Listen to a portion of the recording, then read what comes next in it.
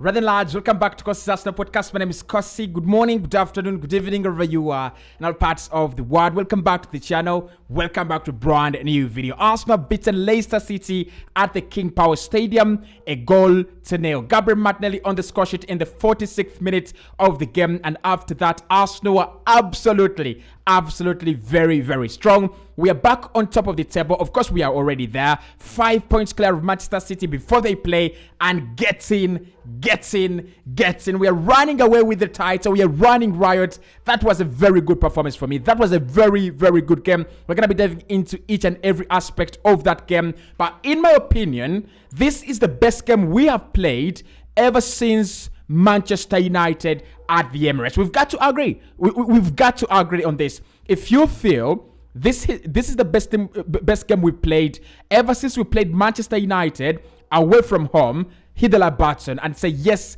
in the comment box. If you disagree, tell me why in the comment box below, why you think this is not our best game. Because for me, by far, we were absolutely better than Leicester City. Absolutely better. Hit the like button. Let's get this video to 500 likes. Subscribe to the podcast as well. And who was your man of the match in this one? I'm going to give you three options that I thought were absolutely classy in this game. I thought Martin Odegaard was so good once again. Look, the absence of a real striker doesn't bring out what Odegaard is all about. But when one day when Arsenal get a proper striker, Odegaard is going to become one of the best creators in the world. He's already one of the best creators in the world. But I think converting his chances into assists, that is where we're going to see the real power of Martin Odegaard. I thought it was brilliant, so you can vote him for man of the match. I think Alexander Zinchenko was so good today. Very, very good in this game. But you know what? We've got to give it to William Saliba again. I mean, today,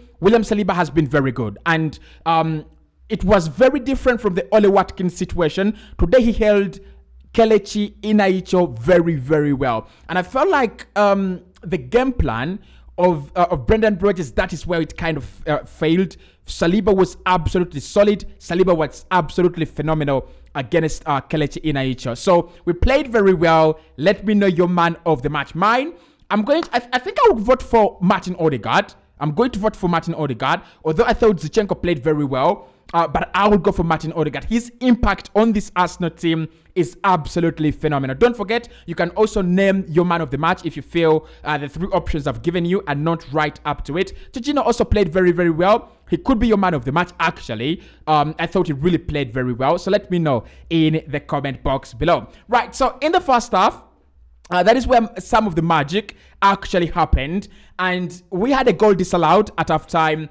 We had a penalty denied at halftime. That was a pure joke of refereeing. If you've given that soft foul against the goalkeeper, against Danny Ward against Ben White, then you've got to give that penalty. You've absolutely got to give that penalty. But what I liked about this game is Arsenal started quickly. Arsenal started very, very well. And we spoke about it in the match preview before the game started. If Arsenal want to win this game, you've got to start quicker. You've got to start early.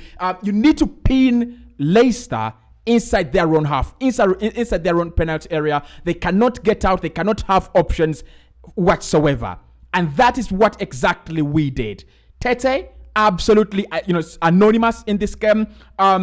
You look at Harvey Barnes. I thought he had a couple of impacts on the game in the second half. But at halftime, Harvey Barnes absolutely dead. Kelechi Iheanacho absolutely dead. And there was a player called Pryor who was playing in their number 10, was also absolutely dead in the first half. So we were all over them. And I kind of feel like the real Arsenal is now back, right? That's the kind of performance I want to see from Arsenal. That is the kind of football I want to see from Arsenal. I want us to create chance after chance after chance. I don't care whether we score many goals. As long as we take our chances and win the game, I'm absolutely fine, okay? At halftime, there was a time where Arsenal had 80% ball possession, and most of that possession was in Leicester City's half. It was not in our own half. It was in Leicester City's half. We created all sorts of situations. I just think that Gabriel Martinelli was not up to it in the first half. Second half, he was brilliant. Absolutely brilliant.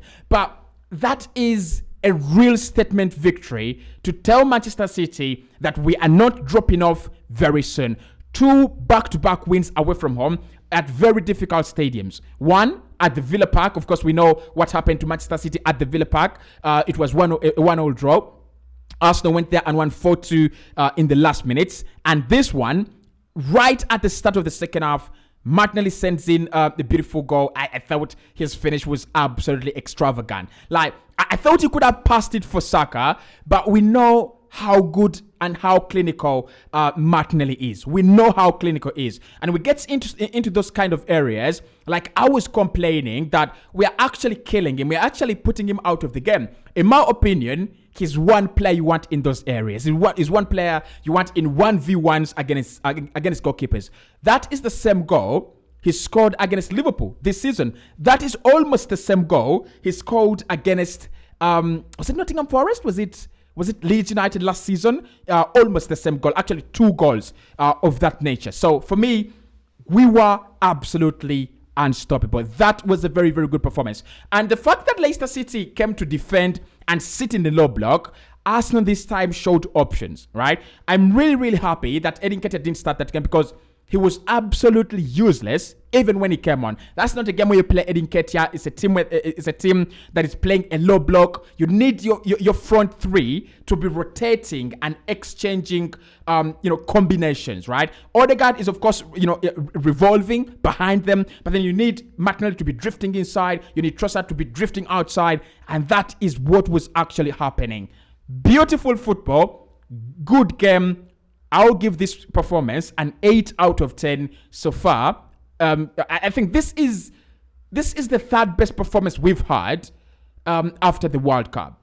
A good game against Tottenham, a very good game against Manchester United, but this has been a very good performance, right? Because we needed some courage. We need a run. We need to continue winning games, okay? And we need to continue winning games comfortably. I think that is what the lads at TalkSport were actually talking about last weekend. That if Arsenal want to win games, they need to stop going toe-to-toe with their opponents. They need to start winning games in a more comfortable way. And that was a 1-0 victory that the scoreline doesn't tell the whole story. It does not tell the whole story. We've been absolutely, flying. We were on top of Leicester for 90 fucking minutes, right? Their game plan, we saw right through it, and we pinned them, and we absolutely, rode on the carrot. Now, look, was it a goal for Leandro Trossard?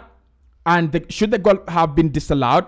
Well, that goes into your own perspective because VAR, obviously, that's their territory. When the goal goes in, they've got all the rights to check and see, is there any foul play? Is the goalkeeper fouled? They have to protect the goalkeeper as well. That is one thing I know. Goalkeepers are really, really protected. But I kind of feel like that was very soft, okay? That was so soft. Ben White is standing. Like he's not even in contention for the ball. Danny Ward is jumping to beat that ball away. And what I don't understand is Danny Ward is trying to beat the ball away. Why is he not trying to pull his hand out of Ben White? So it looks like Danny Ward is trying to push his hand into Ben White and then complains that it is a foul. Look, I think it is a foul. I think if it's my goalkeeper, I definitely want it to be given. But to be honest, I think it was very soft.